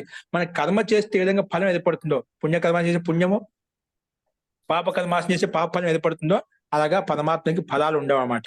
ఆయన పూర్ణ స్వరూపుడు, ఆనంద స్వరూపుడు. ఆయన అఖండ ఆనందంతో యుక్తమై ఉన్నాడనమాట. సంపూర్ణ శక్తి సామర్థ్యం యుక్తమైన అతనికి మేము ఇవ్వగలుగుతాం. అందుకే క్లేశ కర్మ విపాకాలు, విపాకం అంటే పక్వం అంటే ఫలంతో రహితుడమైన అపరామృష్టుడు అంటే వీటన్నిటితో అపరంగా ఉండేటువంటి వాడు. అలాంటి పురుష విశేషమైనటువంటి వారు ఎవరైతే ఉన్నారో అతని ఈశ్వరుడు అని చెప్పుకున్నాం. ఇప్పుడు చెప్పండి, ఈ క్లేశాలు కర్మలు ఎవరిలో ఉన్నాయి? ఎవరిలో ఉంటే అతను పరమాత్మ కాదు, ఈశ్వరుడు కాదు. అవునండి. దేవతల్లో ఉన్నాయా? దేవతల్లో ఉన్నాయా? దేవతలు లేవా? క్లేశాలు లేవా దేవతల్లో? ఉన్నాయండి. మళ్ళీ దేవతలు అంటే ఐశ్వర్యవంతులు, జ్ఞానవంతులు అంతవరకే. కానీ ఈశ్వరుడు కాదు వాళ్ళంతా. ఈశ్వరుడు వేరు, దేవతలు వేరు. అర్థమైందా?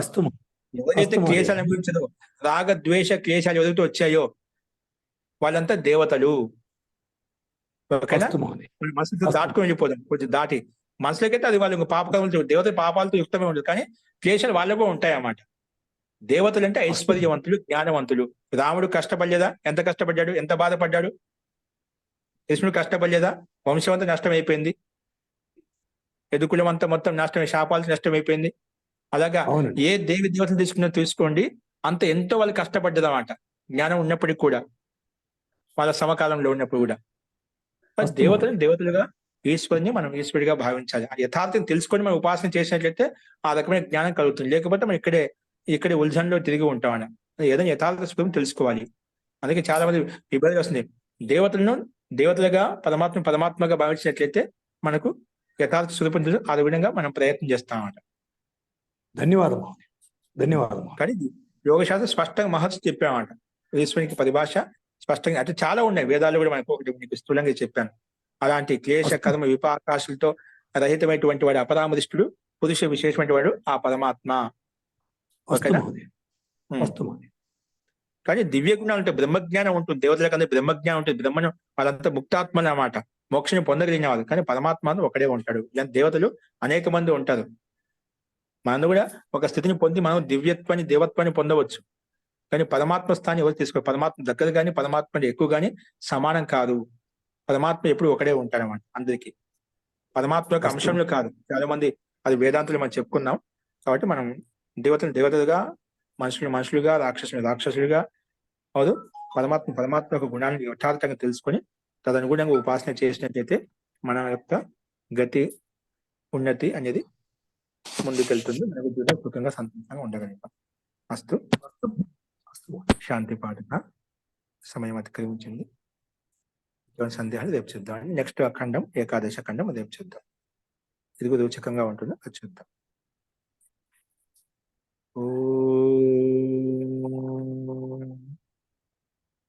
సర్వే భవంతు సుఖినః, సర్వే సంతు నిరామయాః, సర్వే భద్రాణి పశ్యంతు, మా కశ్చిత్ దుఃఖభాగ్ భవేత్. ఓం శాంతి శాంతి శాంతి. సర్వేభ్యో నమః. అందరికీ నమస్కారం అండి. నమస్తే సార్. ఓం ధన్యవాదాలు మహోదయ.